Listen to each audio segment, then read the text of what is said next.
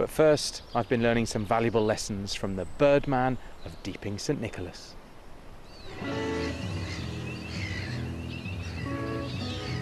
This is not just a farm, it's a haven for wildlife, and wild birds in particular.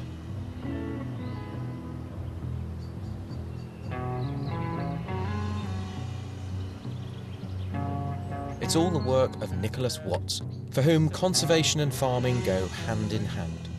He's passionate about wild birds and nature, and every decision about how he farms his 2,000 acres of land is made with wildlife in mind. His family has farmed here since 1883, when his great-grandparents took over the land. And how long have you been managing the farm? It's 1966 I moved here, yes. And so, you know, my grandfather was born in the house where I'm living, and so was my father, and I was, and my children have been as well. What changes have you brought about since you've been looking after the farm? I was just an ordinary bread and butter farmer when I started in '66, and gradually, through my love for wildlife, it's completely changed my farming operation. Came in hundreds. Nicholas broke away from traditional farming methods when he discovered a sharp decline of wild birds on his farm. He's restored natural habitats such as hedgerows, dikes and wild flower meadows to attract the birds back to the farm. For Nicholas, farming for nature is not just an ethical decision, it's a way of life. I've been interested in wildlife as soon as I could walk, really, and I've got it all here on my doorstep. We were showing one party round from a nature reserve near Huntingdon, and one of the chaps said, well, you know, if every farmer thought like Nicholas, nature reserves would be redundant.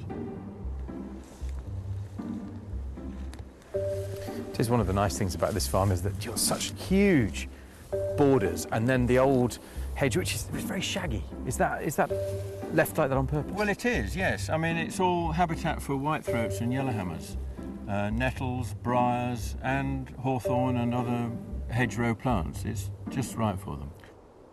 So what specifically will the wildlife benefit from in not trimming the hedge? What is it about not trimming the hedge? Well, it's the insects.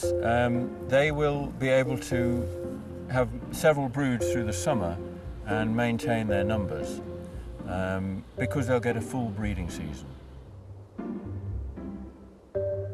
It is amazing to see the diversity. Lurking among the wildflowers is one prickly plant that Nicholas keeps under strict but gentle control, spot spraying one thistle at a time. And all you're doing here is trying to stop the thistle-setting seed, to stop it getting into your main crop. That's correct, yes.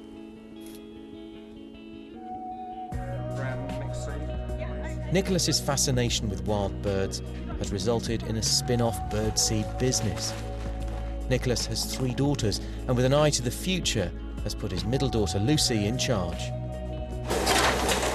It's a thriving concern with 1,500 tonnes of birdseed packaged and delivered to customers across the UK last year alone. What are your earliest recollections of being on the farm? Probably working on the potato grader with my little sister, both standing on buckets because we weren't tall enough to see over the side of the grader. So how old were you at that time? Oh, probably 6, something like that. So he had you working even at the age of 6? Oh, yeah. Like her father, Lucy's first love is farming. Armed with a degree in agriculture, she came back from university, ready to take over the birdseed business. It's always been a dream to work on the family farm, and because of the way the farming has gone and the way the birdseed business is now, it's enabled me to realise my dream, which is fantastic. So this is all the plants that you've been growing out in the fields? Yeah, it's 95% of it's grown here on Vinehouse Farm, and the other 5% is at Norfolk Kibble Maize. So, right.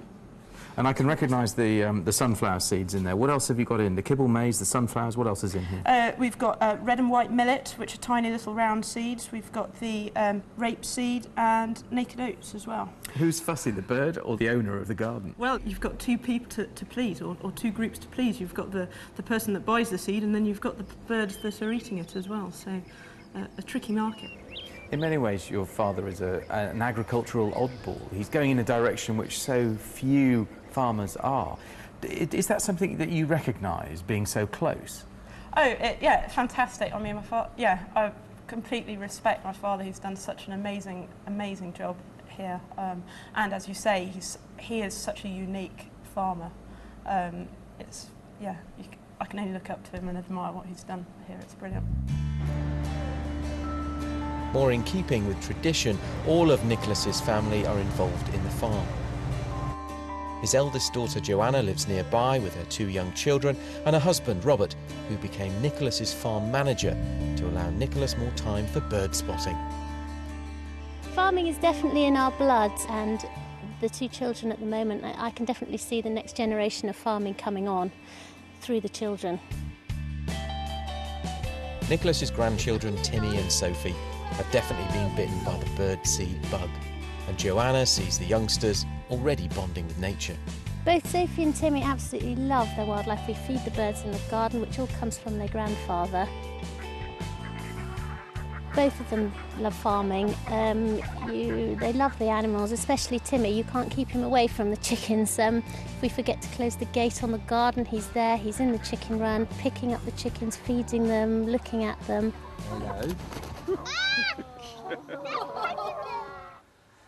On another part of the farm, Nicholas's youngest daughter Katie has recently set up business using homegrown ingredients for her couture cakes.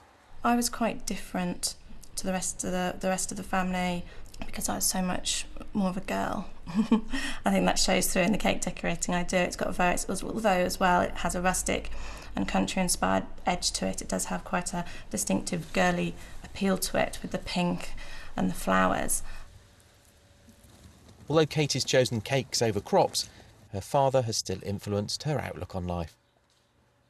It's really his inspiration and his work ethic that I think has rubbed off more on me, his determination, and how he wants to work. He'll work all hours if he wants something. He'll go for it, and he won't give up.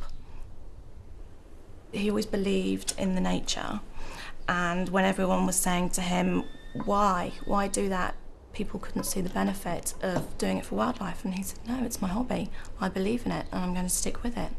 And fortunately for him, it's worked well, and that is now what defines our farm. But also, Mum is also very crucial in it. She really does hold us together from underneath. She keeps the family together and gives us that great family feeling. You've got a great view of your own garden here and the birds hopping around. And I noticed you've got quite a few bird feeders. Is this where you really study the detail? Yeah, we do like to test things before we sell them, yes. But he's always done it, even before we did sell bird food. He's always had, bird feeders and birds coming to the garden so he can sit here and, just watch them while he's eating.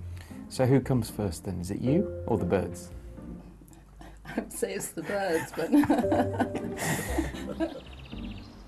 One of Nicholas's greatest success stories is the thriving population of terns, attracted to the reservoir he specially created on the middle of the farm. It's amazing to think that such a beautiful and balletic bird is such a vulnerable species, and it's really only thanks to the very subtle hand of management that Nicholas brings to this farm that means that there are over 70 breeding pairs on the island. And in essence, that soft management is what this farm encapsulates.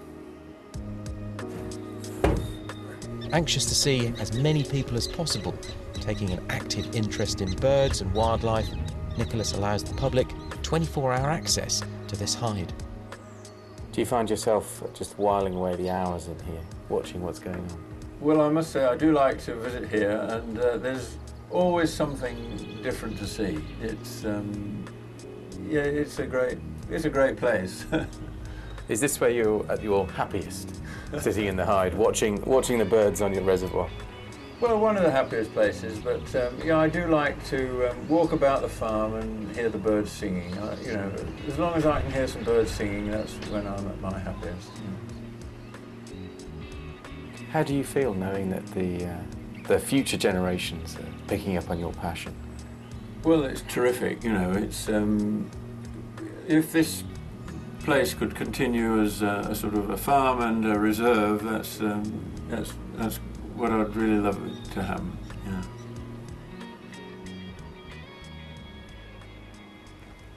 The modern agricultural landscape is so often portrayed as a barren desert for wildlife, but this farm bucks the trend. It hums, buzzes and sings with life, thanks largely to the delicate management hand of one individual.